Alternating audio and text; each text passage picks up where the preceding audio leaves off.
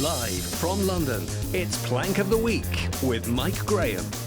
Good evening and welcome to Plank of the Week. I'm Mike Graham and this, of course, is Talk, the home of common sense. This is the show where you don't have to do any judging because we do absolutely all of it for you. And I've got a great panel assembled here tonight. We have Chloe Dobbs, we have Steve N. Allen, we've got Ash Gould, and we've got Mark Wogan. Welcome, one and all.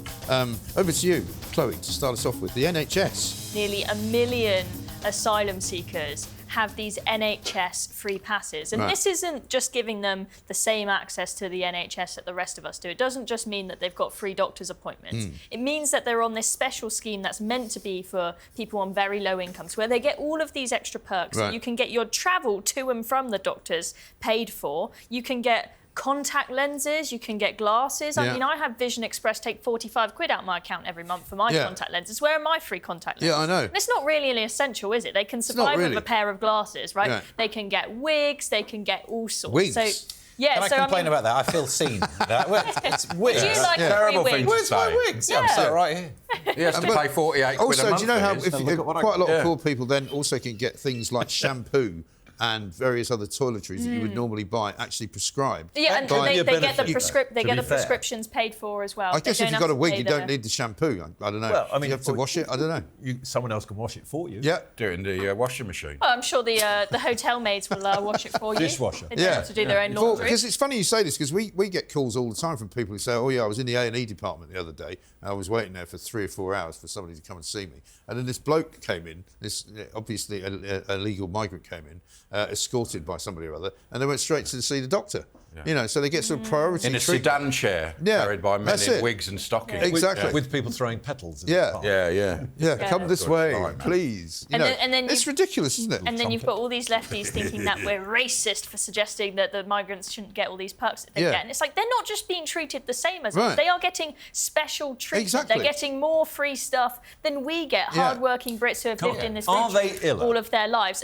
I mean, another story that was crazy is in Altrincham, where there was this huge fury because they opened up a migrant hotel right next to a primary school and an all-girls school. When there then was a meeting, when people demanded they have a voice, they asked what was happening with the healthcare, and they said, oh, don't worry, to make sure that we don't run up NHS waiting lists, we've given all the migrants nice private healthcare. And everyone was like, wait, hang on, so they're getting, you know, posh Bupa or whatever, whilst I'm calling the doctors at 8 a.m. begging for an appointment. How's that fair? I know. And they said, oh, but it's great for you because it means that they won't be taking up any space in your NHS. The logic of this stuff is appalling, isn't it? And I mean, how many millions is this costing? Because if they handed out 1 million NHS passes, and so 1 million people are accessing even £100 worth of free stuff. In my mind, that's £100 million. I mean, I would have thought if they want to have contact lenses or they want to travel to and from the doctor, that they should have to budget that into this 50 quid a week Aspen card that they get. I mean, instead they're getting all this stuff for free and saving that 50 quid to go gambling with it. Yeah, right? well, that's in addition. Yeah, that's another card that they've got. That's the one. We never got contact lenses on it. We got National Health glasses. You got a bit National like Health what glasses. you've got on, actually. Very Do you remember similar. those? These, I had these specially made. They're so nice, they though, replicate the National Health glasses. Yeah, exactly. But back then they were plaster on the corner, don't you? You need all of those. Well, you usually had at least one of the sort of legs falling off as well. Yeah, like Because Duckworth. The kids that wore these kind of glasses always got beaten up at my school. Yeah, exactly. That's why they did it. So if you want free glasses, either make friends with Lord Ali or get yourself over to France and come over on a boat. You get 5 pairs with Lord Ali. Yeah, It's better Lord than Ali, Specsavers. You get 5 what with Lord Ali? Well, that's not it, is it? Everything. 5 fingers. All inclusive. What's that? Sorry. Mrs. Palm. Yeah. Anyway, listen, if you think it's bad here, wait till you see what we're about to show you. Over in Spain, right, they've got a sort of migrant taxi service going. How about this? This is the guy bringing them all. They all jump in. This is like the world's greatest triathlon, right? Here they go. Swimming. If I get there before you do... the Brownlee brothers in there. Yeah, I'll get... You can't say that. But one of them... One of them gets tackled on the beach, and this is one of the citizens holding this guy. But most of them got past the yeah, but they just lift him up and take him to his 5-star hotel, you know? So what's going to happen? Are you sure they're not choosing a team for five-a-side? Yeah, it looks a bit like that, doesn't it? They look quite fit. They look very trying fit. it in Spain, though, isn't it? The thing, can we have a look at it again? Because the thing I'd like you to see, if you can see it, is the fact the way the boat comes in like that. They all jump off, and then the boat guy just reverses back, as if you can't really see it on there, but the boat guy just reverses back out of the cove and heads back, presumably to pick up another load and bring them in. Literally ferrying. It's literally a ferry. ferry service. It's silly doing it in Spain because they don't even like tourists. No. They've got signs that saying tourists go home, and that's the thing about tourists. They do. Yeah, they do. Do you think they're doing it? Do you think they're doing that under the guise of it being sort of like a booze cruise coming back? Yeah, maybe. You know, we'll blend in with the booze cruises, and nobody will notice. Nobody will notice. Well, I was saying to Chloe earlier, I mean, it's much better than coming into Dover, where you then immediately get sort of, patted down, you're given a phone, examined, arrested, 3 hours fingerprinted. This way, you just run into the town and start straight into the taverna. Straight into business. Yeah, away you go. But the Guardia Civil have a slightly more aggressive approach. And they have guns. Yeah, they have guns and really long sticks. Yes. Sort of somewhat reminiscent. They are for the tourists. They are. They're for the actual tourists. Well, anyway, absolutely disgraceful. There's probably going to be more migrant stories through the course of the show. Steve and Alan, over to you. You've got a teacher for us. Yes. I mean, the teacher's not the plank here. It's what's happened to the teacher. This is Simon Pearson, who was sacked for a social media post, that old chestnut, where he was saying that Lucy Connolly shouldn't have been locked up, that was two-tier policing. Right.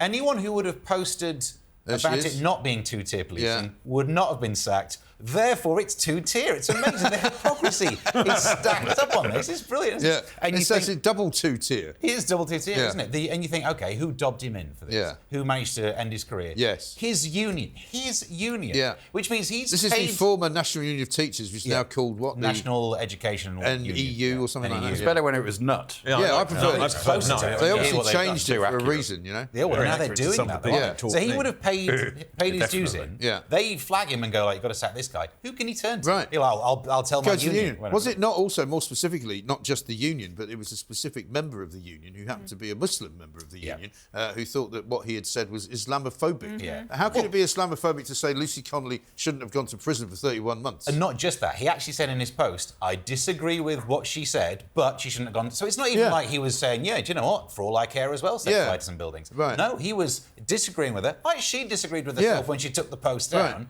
But just by going, she shouldn't have been sent to prison for it, you're out of a job, mate. But isn't this the madness of this? Out of a career, he can't get a job. He's now like a delivery driver or something. Yeah, probably. And he is. There'll be lots of openings there now if they really go ahead with the migrant crackdown. Well, they call it. See, you've picked up on this. They've called it a crackdown. They went to one hotel and they took away about 4 people and took a couple of bikes off them, and that's not really a crackdown. I wonder why my Deliveroo didn't arrive on time. Yeah, this is the problem. They're actually good Deliveroo drivers. This Islamophobia cobblers, because there's nothing to say that whatever. Migrant hotel she was referring to had Muslims in it. Nobody knows what the migrant hotel contained. It may have contained a lot of Albanians. It may have contained, a lot of Belgians. I mean, nobody knows who they were. Is there a big Belgian migration to the Apparently country? so. Well, Belgium, it's a very strange country, as you know. Nobody famous comes from Belgium. No. And a lot of people like to migrate and here. they have mayonnaise with their chips. They do, yeah, it's quite nice. I don't mind mayonnaise with chips. No, no, come on, Michael. No, come off it. You don't like mayonnaise with chips? It's really nice. Really? No, what's wrong? I mean, a chip butty, yes, but not with just chips. Yeah, no, I'll dip chips nice. in mayonnaise. I feel like mine's gone off topic a bit. I think we have got a bit. Thank you. There's a little bit of important information here, though. Yeah, go on. This guy, his career's over and done with for his racist post. Yeah. Do you know what this racist did racistly as a job? The racist. He taught English as a second language. He helped so many people integrate into the UK, and now he's out of a job. Of course he did. That's unbelievable, isn't it? Ash, over to you. Angela Rayner. Yeah, no-brainer, Rayner. Her department has created a company for 50 grand called the Inclusive Employers Limited. It teaches how to decolonise the workplace. Yes, as people colonise the workplace, they've spent 50 grand. They've spent 5 grand researching the dangers of banter at work, because it warns banter when unchecked can escalate into harmful behaviour, including bullying, harassment and discrimination, and no doubt probably it'll end in genocide. Yeah. So that's what can happen with banter. That's how it starts. I put 5 grand on that, and it will prevent a genocide. How to prevent microaggressions. It states boomers may be uncomfortable with the rapid shifts in evolving language because they can't handle it. Like Doc Cotton. Yeah. With being woke and have a nostalgia for the values and beliefs. You've got to forget those beliefs because they're racist, and you'll go down for it. They're doing 5 grand on that, and it's a drop in the ocean for the she's in charge of it. She wasted more money than that going to Ethiopia. Do you remember? No, she liked it. She's also going to flog the allotments, apparently. Yeah. Corbyn. I mean, the only good thing is Corbyn's upset, but we all love allotments. Would you not love to see Corbyn and Angela Rayner down at the allotments having a punch up? I mean, that would be worth paying good money for. Nicking his onions. Yeah. Absolutely right. That'd be a good Instagram Leave page, my wouldn't it? cucumbers alone. Allotment punch-ups. Allotment punch-ups. With Diane Abbott in the shed. Well, I'm sure. I mean, the one thing that happens everywhere you go in Britain is people fight each other. Yes. So there probably are punch-ups. I would imagine. Well, of who's got the best vegetables in allotments. If we all Googled now, we could probably find that somebody's shade is over the wrong part of the apple grove or something. That's my onion. Yeah, absolutely right. My courgette's bigger than yours. Yeah. Meanwhile, over in the other department that she runs, old Angela Rayner, the housing department, right?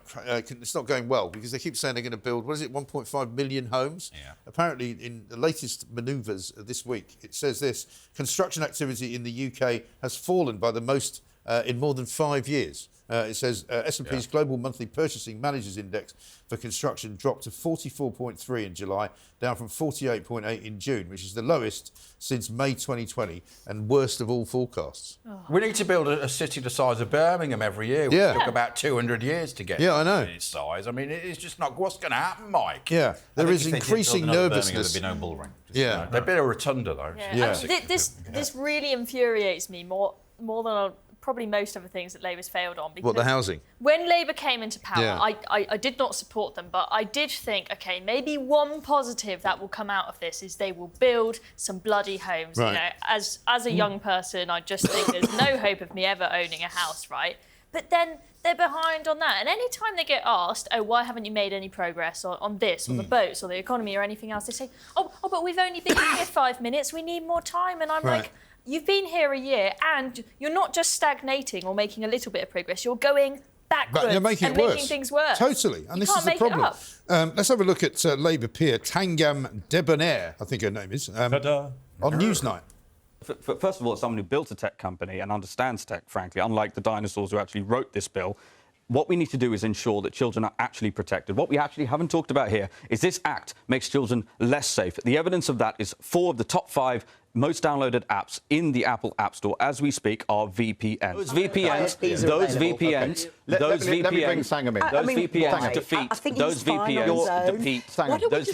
defeat. OK, let's all talk at the same time because that's no good for anyone. Let's not all talk at the same time. Very good. Well, she wasn't talking. She was asleep. She looked like Mike Reed from Saturday Superstore in the 80s. Run around now. Yeah. No, not that one. The other one. Mike Reed. Is that a wig she's wearing, by the way? Yeah, I think maybe she got one of those. She had a weak neck, didn't she? She had to hold her head up for the first minute. I mean, we've all had times where we've had to come in and go on air really tired, but you have a Red Bull and you at least keep your eyes open. I mean, you're only on for 5 minutes at the most, aren't you? I can't believe she fell asleep. That was like Rees-Mogg in the Commons, wasn't it? Yeah. They are uncomfortable. I sat in there once, accidentally. I got shouted at because I was on a tour and I just sat down on the green bench. And because it was destroyed in the Blitz, it was made in the seats are like those springy leather seats in old cars. Yeah. So they're really uncomfortable. Right. So I don't blame you. You kind of slide off them, don't you? Yeah, and they're horrible with the spring bits sticking in you. That could be the slime trail, though. Yeah, probably. That could be. Yeah, that's why people. Rayner's seat. That's why people don't sit in there for very often, do they? Sorry. We better move on. Mark, over to you. Well, strangely, what they were talking about with the VPNs. Yes. There is a man, Britain's most tattooed man, or as he likes to call himself, what does he call himself? King of Inkland. Inkland. He has 90% of his body tattooed. That must be painful. He can't get on any adult websites because of his face. Oh, poor guy. He feels that he is being discriminated. It is a discrimination, Yeah, but he's been discriminated against by technology. Yeah, it's true. Right. Well, it was racist. AI used to be racist. Do you remember Google? It went right. It was calling everyone terrible names because it drags what's in there. Look, I have the odd tattoo, Ash. He's overdone it. He has. He's overdone it, and he's only got himself to blame. At which point, though, do you think he would have come home and somebody would have said to him, I think you've got a bit far, mate. You've only got 90% left. But this online safety bill is a right old mess, isn't it? I mean, you talk about housing being a mess. Well, it doesn't work. It doesn't work. It's not. It doesn't make people. It's not about safety, is it? It's nothing to do with safety. What this guy needs to do is he needs to do what the kids are doing, which is if they're not using a VPN, right? They thought, if we get them to take a photo, like they can't upload a photo, they have to use their camera. That will mean we see their face. What are kids doing? They get their laptop up, they get a picture of an adult up on their laptop, and they go like this, right? And they just take a picture of the person on the screen. And then they send that in. Yeah, lets them in. Well, that sounds really, really safe, doesn't it? Don't you have to be 18 to get a tattoo? Well, Therefore, supposedly... a tattooed face should be proved. And you're not allowed it on your head. I don't think you're allowed them on your head in supposedly, law. No. I mean, like everything else in this world, if you want to get something done and it's not technically legal, you can get it done. I mean, teenagers, in my experience, having had 4 of them, will pretty much access anything they want to access on the internet at any time they want to do it, whether they're 12 or 13 or 14 or 15. Kids are very tech savvy and they're very quick at learning how to get through little various... As soon as this law came out, I spent ages thinking, OK, how do I trick the internet into thinking I'm over 18? I mean, I am. But I forgot for a while. I was like, no, I'm going to win this one. Now, it turns out I signed up for my Gmail account when they first came out in 2005. My email account is old enough to look for. Coming up, we're going to be looking at some very, very interesting politicians, to wit, Sadiq Khan and Keir Starmer. This is Plank of the Week.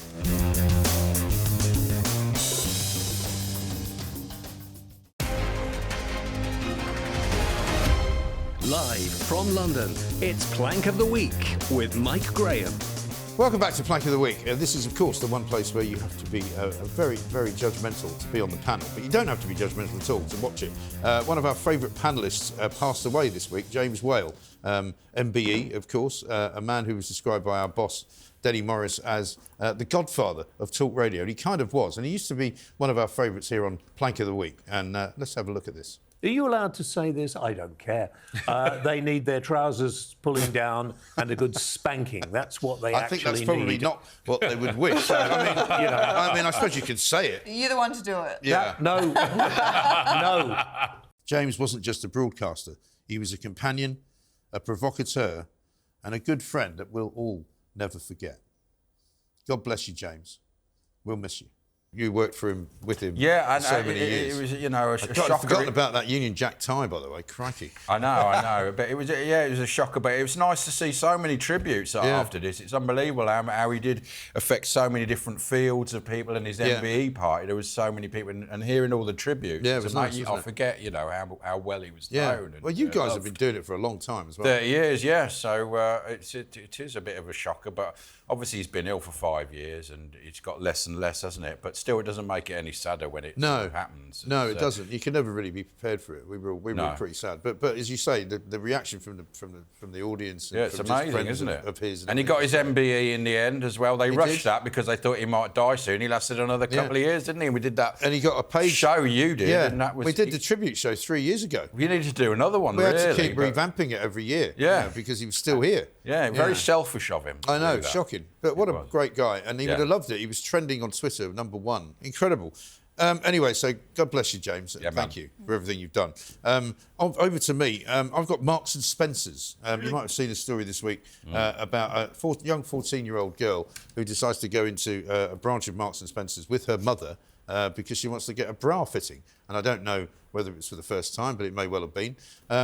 While she's there, much to her horror, the mother sees this character coming up who appears to be a trans woman, 6 foot 2 inches tall, very obviously a bloke in a dress, attempting to help her 14-year-old daughter with the bra fitting. And of course, I can't think of anything more creepy, really. I'm a lady. Than a man dressed as a woman in a department store, in the clothing section of the department store, and then in the lingerie section of the department store, where he actually wasn't supposed to be working. He apparently was a fitter or an assistant in the clothing section generally, but not in specifically, the lingerie section. I mean, Chloe, I can't imagine what this poor 14-year-old girl was feeling, seeing all that going on. Yeah, I mean, I would have been absolutely mortified, even as a 25-year-old who's more thick-skinned than I was at 14. But I mean, when you're 14 years old and you're going and buying that stuff for the first time, I mean, you probably feel quite awkward and embarrassed about it, hitting puberty and all of that, right? Yeah. And then to have some bloke wade in as well and start talking to you about it, being awkward and thinking, oh, maybe this guy is going to be, trying to help me size up what bra I want and looking at my breasts. I know. Unacceptable. It's off the scale, isn't it? I mean, according to the mother, basically this trans person approached them where they were hoping to have a bra fitting and offered to help in some way. They said he was very polite, but the mother said it was completely inappropriate for her daughter to be approached by a biological male in that section. So she complained to Marks and Spencer. She said, imagine my daughter's horror when the person came to approach us and asked if we needed help was a transgender woman, i.e., a biological male. This is obviously the case. He is at least 6 feet 2 inches tall. My daughter recoiled, so I politely declined the offer and we left immediately. She was visibly upset and said she felt freaked out. And he must have known it would make her feel uncomfortable. Well, it's a bit suspicious on why he did that. Well, you'd know a 14-year-old girl would. Well, exactly right. And also, what is a man who is supposedly a trans woman, meaning that he wants to be a woman, doing in a bra fitting section of Marks and Spencer's? Yeah. Also, at 6'2", I would imagine his hands would be a bit cumbersome on the clasp. You would think they would be. Yeah, right. That was the main thing. Very well said. That, But, you know, I mean, it seems incredible. J.K. Rowling's now got involved in the whole story, and she's calling for people to actually boycott Marks and Spencer's because Marks and Spencer sent a very sort of mealy-mouthed apology. Their changing rooms apparently are mixed as well. You can just go in and... Yeah, the changing rooms for a long time. And again, because of the ruling on trans and whether you can be a trans woman and be called a woman, you know, the Supreme Court says you can't. And the Supreme Court says you can keep those people out of single-sex spaces for women. So they get around it by calling them mixed changing rooms. Oh, I hate when you go into a store and you go into the fitting room to try something on and they have a curtain rather than the door, but there's always a gap at the edge of the curtain that you can't quite cover. And, sometimes they're mixed. Right. And do they sometimes have like one big room as well? I will stop doing that. I will. Yeah. OK, thanks. But you know how... I mean, most places I've been, whenever I've done that, is they've got just one cubicle with a door, you know? But because they used to have like just a room where you would go in and everybody would be in the same room. Do they still do that? Yeah. And the doors get smaller and smaller. Was this in the 50s?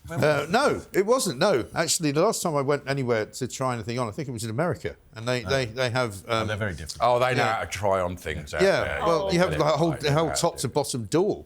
Oh no, but if you go in American toilets, it's the worst because their doors there's no overlap. Yeah. So there's always a gap, so everyone can see you sat on the toilet, and the door is. There's a big gap underneath, and a big gap on top, and it just sort of covers the middle. They have the door open, don't they, Mike? No, I've been in bars in America where there's no cubicle. You just go. Yeah, I went into a guy Denny's. sitting there. You also have nightclubs where people have ripped off the doors. Yeah. In the late 70s, I went to a Denny's restaurant. I went in a public toilet. There was a cubicle, and a bloke was sitting there with the door open and singing because it was like a man's thing to do. You don't shut the door when you're doing that. No, I know. Well, I've got to be honest. I mean, you know, gaps in the side of cubicles. If somebody wants to look through there at what I'm doing, they're welcome. Knock yourself out. It's not when they wouldn't. Here's what Marks and Spencer said in the apology, right? They've offered for the next visit that they will help the young lady to have a bra fitted and make sure that it's done by a lady. And they say, we want to make this experience as comfortable and positive as possible for her. Please let us know when you plan to visit again and we will make the necessary arrangements. It's not going to be comfortable, is it? I can't imagine having a bra fitting being national news is good for the mental health. No, I mean, fortunately, the mother has asked to remain anonymous, so we don't know who the girl is, and neither should we, I suppose. But I mean, Marks and Spencer's have really they're losing millions a day from that hack as well. They've got to sort themselves out. I mean, you can't buy your pants online. I wouldn't. It wouldn't bother. No. Yeah. But the idea that they're not even working in the right department. If you go into B&Q and you speak to someone who's not in the right department, they will refuse to help you in any way, won't they? I don't know. Sorry, hold on. Yeah, hold on. You found someone in B&Q who can help you? They entirely measured my bra wrong, though. As you might expect. They're still suffering from the Dawn French episode as well, aren't they, Mark? Oh, yeah. Do you remember when she came out and did that whole, Gaza thing? She should have done that about a man coming to do a bra fit. Yeah, no. That's what she should have done. Chloe, over to you. You've got Labour, once again, the government. So there has been, before the Online Safety Act, we also had this Whitehall secret social media monitoring task force, which was set up originally for the purpose of combating COVID disinformation. Oh, yeah. But of course, they've kept this task force in operation. Well, you were on the list with Julia. I was on the list, absolutely. Oh, wow. Yeah, we were recidivists, apparently.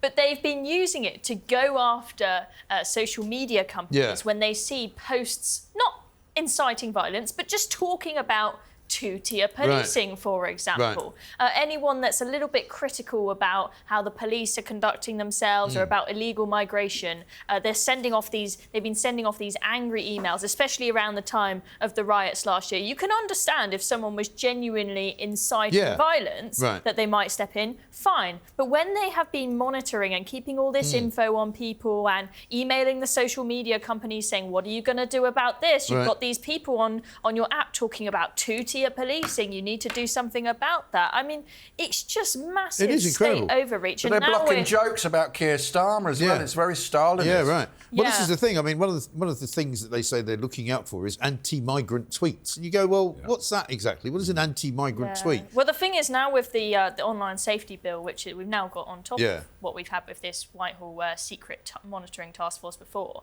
is that people say, oh, it's all about keeping kids safe. It's all about making sure that kids can't access porn. But that's not all of it. We also have this list of stuff that is illegal for everybody. And there is a list on there of absolutely horrifying stuff like child sexual abuse, disgusting stuff which we can all agree should be illegal. But then just snuck in there, it says content relating to illegal migration or smuggling gangs.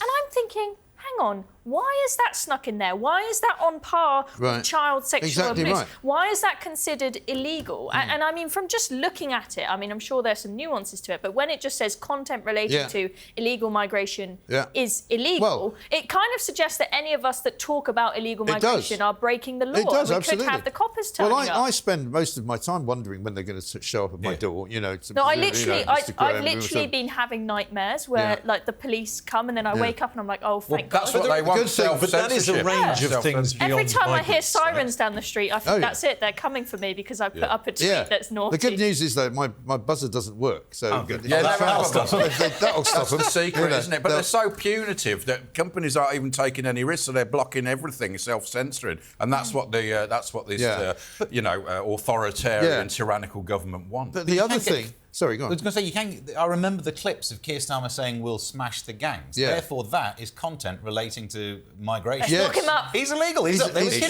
big trouble. Take him away. They also blocked conversations about the rape gangs and the grooming gangs, because Katie Lamb, the MP for somewhere in Kent, I think, the Weald in Kent, she made a speech in Parliament in the House of Commons about the grooming gangs. And you couldn't watch it. But I believe that one was one where they said it was just restricted for no under 18s. And you can kind of... She was naked. Yes. They should put it in context. Yeah, but the thing is, surely, the people that you want to hear that speech, which is made in Parliament, so it's perfectly legal and perfectly decent, it's not as if it's pornographic or anything like that. And now 16-year-olds can vote. But they want to give the vote to 16-year-olds, but they can't listen to that. And they can't know that at the age of 12... their little sister might be getting raped and groomed by some ghastly Pakistani grooming gang. Makes no sense. And the videos of arrests were blocked in the same way. Yeah. The act of watching someone being arrested must be fine because Britcops is on Channel 5 all the time, and I don't have to show my ID to watch an arrest. No. So it must clearly be... You've got to have a TV licence, though. That's true, yeah. You know. I mean, Ash is absolutely spot on in that these social media companies, they're going to be overcompensating because, of course, they do not have time to have humans go through and hand-pick what should be taken down. So they have to have an algorithm, and they need to decide, should we have an algorithm that misses some stuff or make sure that absolutely nothing is missed that Some have shut down altogether. Yeah, and the thing is that if they get caught allowing something to be posted that supposedly breaks the law, they can face huge fines and even supposed imprisonment of the owners of the company. So they think, well, we're just not going to risk it. 10% of their world gross income can be fined. So, but see, I think Trump will step into this, particularly when it has to do with American companies. I think Trump will sit on Starmer and go, I pray he saves. I think he will. But, you know, there's been a lot of far-right extremists knocking around in the last few days and weeks because of the migrant hotel protests. So let's have a look at some of these far-right extremists and the terrible things they've been getting up to outside these hotels.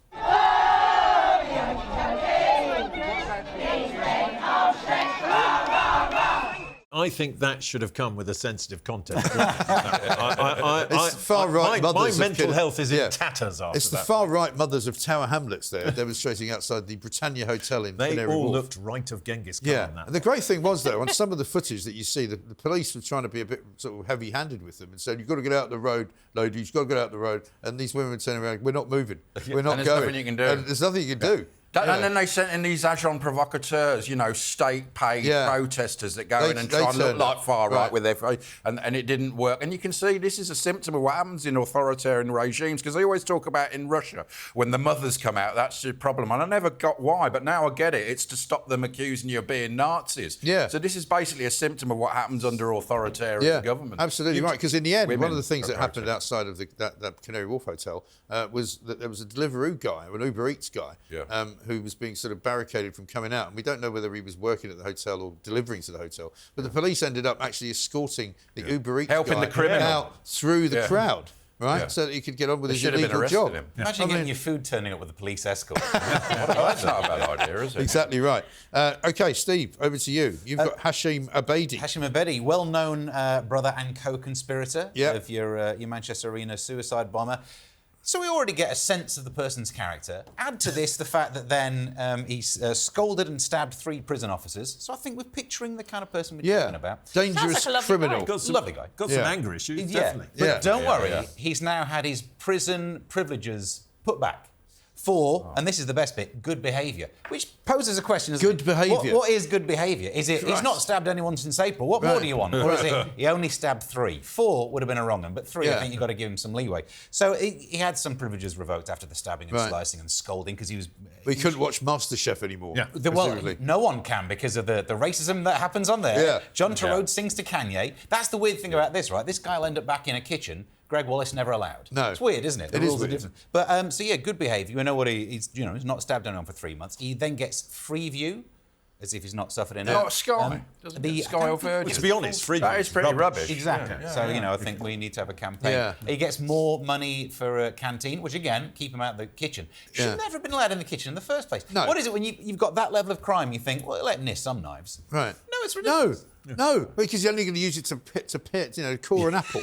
So that's buy pre-chopped stuff now in those bags. He's a bit dangerous, but he can turn a lovely carrot. Yeah. Yeah, he was good. And also, did he not boil a kettle and throw that over someone as well? Yeah. I mean, what's he doing as when opposed to making tea? Yeah. But as you say, it's not. He did that in April, so it's been a handful of months since he stabbed or scolded anyone. Time to get some privileges. Oh, that is good. He'll be out on the street soon, won't he? Yeah, they'll release. Let's have a look at Sadiq Khan. He apparently was refusing to answer some questions a little while ago. Mr. Khan, I'm a Westminster City Councillor. I just wanted to ask you on your thoughts on knife crime going up by 60% in the past 2 years. No, this is the Met thing. Knife crime 60% up, and you don't care. Nothing to say? Nothing to say? Nothing to say about knife crime going up? He doesn't care. That's Councillor Layla Cunningham. We've had her on the show, actually. She's a former Tory councillor in Westminster. And she's quite feisty, and she's gone over to Reform now. And that was her chasing Sadiq Khan down the road. But the thing about Sadiq Khan is he's always got this big entourage everywhere he goes. There's about 20 people. He needs security, doesn't he? He's only little. He's only little, yeah. He might need to He has got small man syndrome. He walked past me once. He's only about there. Yeah. That's why he's mayor, because he got that small man syndrome, a bit like Starmer. He drives around in 3 gas-guzzling Range Rovers to walk his dog with loads of body. Do you remember Ken Livingstone and Boris? They used to go out. Boris used to ride his bike. Ken used to go on the tube, didn't he? Yeah, and Ken Livingstone was always on the tube. Boris came on the show. He rode his bike and he said, "Oh, this is my 7th one. I keep having them stolen." But yeah, look into it. Yeah, exactly. Yeah, I think he kept leaving them outside random. That's because he kept leaving them. He probably doesn't lock them. No, he kept leaving them outside random women's houses. That's exactly. He forgot which one it was. Forgot where he was. Weirdly, I can't remember if I brought the bike or not. Absolutely shocking. Anyway, listen, we're time for another break. Coming up, we're going to talk about some more prison action and also Channel 4. Some bad business over there. This is Plank of the Week.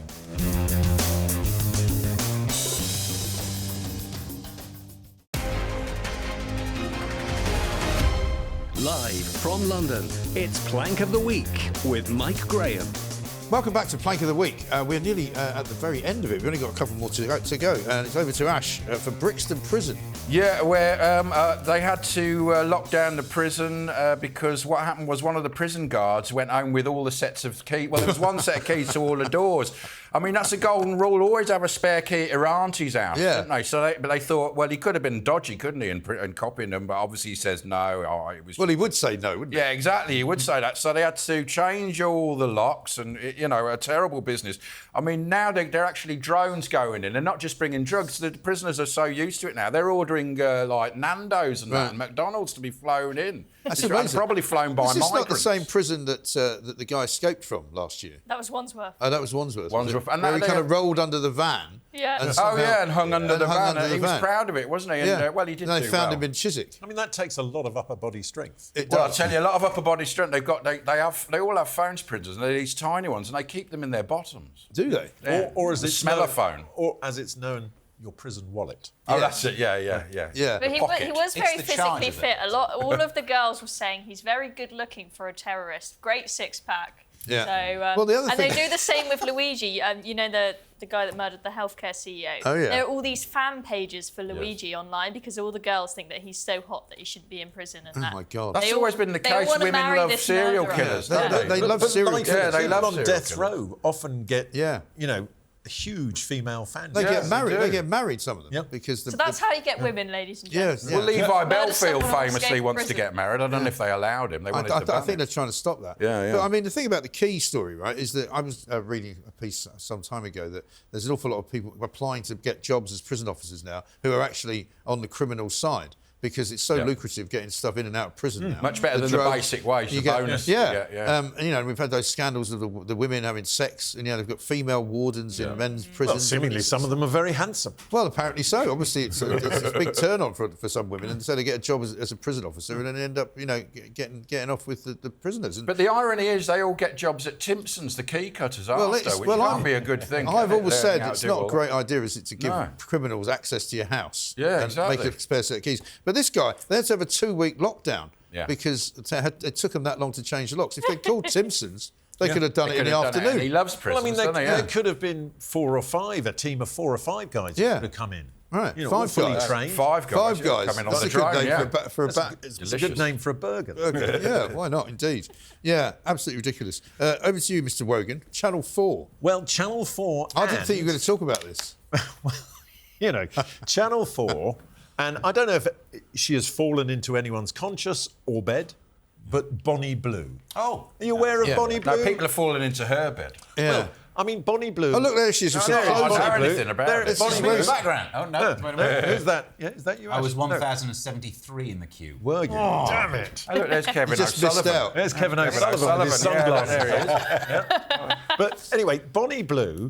For those who don't know, is a little bit free with her charms. Yes. And she did a documentary about the fact that she had sex in one way, shape or form with over 1,000 men in one day. Right. Now, the maths itself is fairly baffling, isn't it? The chafing involved in that alone. I know. Anyway, but Channel 4, in all their liberal wisdom, decided that it would be a good idea to put this documentary on TV. Yeah. Right? Now, OnlyFans, where Bonnie Blue makes most of her money from, which is a user-generated content site. $1.5 million a month, apparently. $1.5 million a month. I'll take the chafing. Even OnlyFans said, do you know what, that content... It's a bit too ropey for us. It's a bit too ripe for us. Yes. Yes. We're not having it, right? And given what OnlyFans actually broadcasts, that's quite something. I know. You can't prove that all 1,000 men were fans. And if there's one thing we know about that website... OnlyFans. OnlyFans. Yeah, exactly. Channel 4, in all their liberal wisdom, didn't think for a moment that any of their advertisers might go, don't want to be associated with that. So many big brands have gone, no, you're going to take that down. Right. Otherwise, we're removing. Right. We don't want to. But their excuse was... Then watch it again, isn't it? Their excuse was that their creative arm operated independently to their commercial arm. Oh, yeah. It's like, but yeah...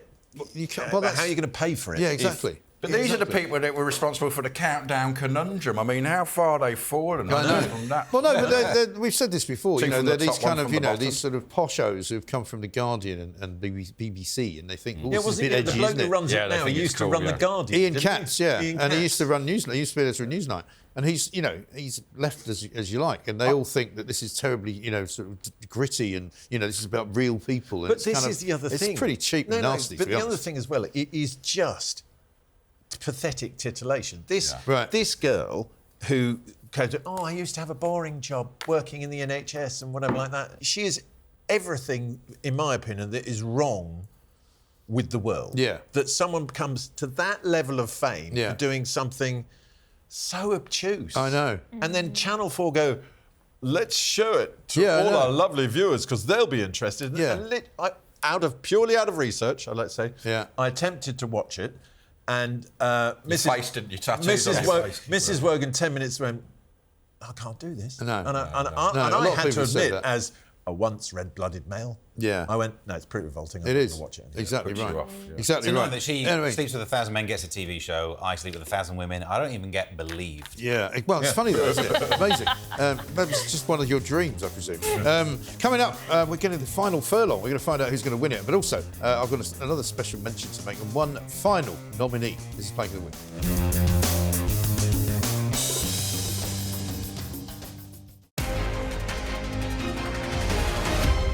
Live from London, it's Plank of the Week with Mike Graham.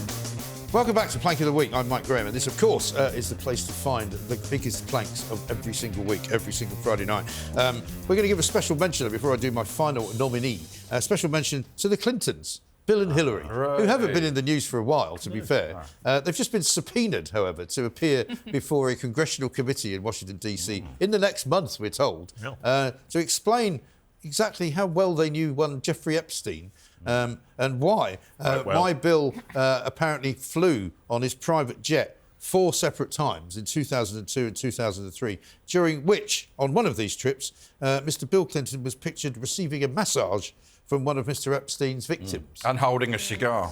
Well, you don't get that, Ryanair, do you? You really don't. Yeah. You get it on Virgin. If you pay 50 quid, you might get it. Yeah. Add on. According to this committee, they appear for a deposition later on this year. Your family appears to have had a close relationship with both Jeffrey Epstein and his co-conspirator Ghislaine Maxwell, says the letter that they wrote. And it's also been claimed that you pressured Vanity Fair not to publish sex trafficking allegations against your good friend Mr. Epstein, and there are conflicting reports about whether you ever visited Mr. Epstein's island. So we watch this space, I think. I mean, I've never really thought, I wish there was a nonce who was still alive. But in the case of Epstein, just so he could tell the truth. Yes, exactly. That would be nice, wouldn't it? But who knows if we'll ever know. My final nominee is the Duke of York. Prince Andrew. The grand old Duke of York. Segue. Yeah. He had 10,000 funny that, isn't it? He went to the top of Ghislaine Maxwell's flat. Yeah, well, but he denies it. Yeah, there's plenty of pictures of him. And of course, he has a relationship with Jeffrey Epstein that we all know about. He was famously pictured walking with him in Central Park after Epstein had been done for paedophilia. Walking with bacons. Yeah, walking with... Yeah, absolutely right. But there's a new book out written by a bloke called Andrew Lowney, who I've never heard of, but apparently he's very well respected. And he's written this book about Andrew and some of the real bad stuff that he's got up to. But one of my favourite extracts was when apparently they were up north in Balmoral and had been a bit of a storm. Hillsborough Castle in Northern Ireland. A severe storm in 2005. And apparently Lowney writes in his book, the Duke of York could be unbelievably cruel. He asked the head of the household, David Anderson, if there had been any damage. Yes, sir, responded Anderson. The tree which was planted by the Queen Mother. And so this apparently inflamed Prince Andrew because that's the wrong way to describe the Queen Mother. And he then said, there was a withering silence. Andrew then said in a mocking voice, did you mean Queen Elizabeth, the Queen Mother? And then he then asked the poor man how long he had worked for the royal family. He said, I joined in 1984. And he says, and you still don't know the proper way to refer to my grandmother, you effing imbecile, get out. And kicked him out of the house. He is charm personified. I mean, I know a number of people who have had direct experience of how delightful he is. Yeah. Well, we heard about his cuddly toys. He has a laminated sheet in his bedside drawer, and the maid he's got about 40 cuddly toys on his bed, and there's a photo next to in his bed, and the maid has to put them all back in the right place. Yeah. The cuddly toys. He's like a baby, isn't he? Like a bit like Harry and him share some genes, don't they? Well, there was a story also in this book, wasn't there, that they had some kind of punch-up, Harry had to deny that he'd actually punched him. That's the one thing that could have made Harry look good, and he denies hitting Andrew. Andrew probably battered him with the dog bowl, didn't he? Yeah, the I know. Harry technique. Just to remind ourselves of what a good performer he is on television as well, let's have a look at Prince Andrew on Newsnight. But you were staying at the house of a convicted sex offender.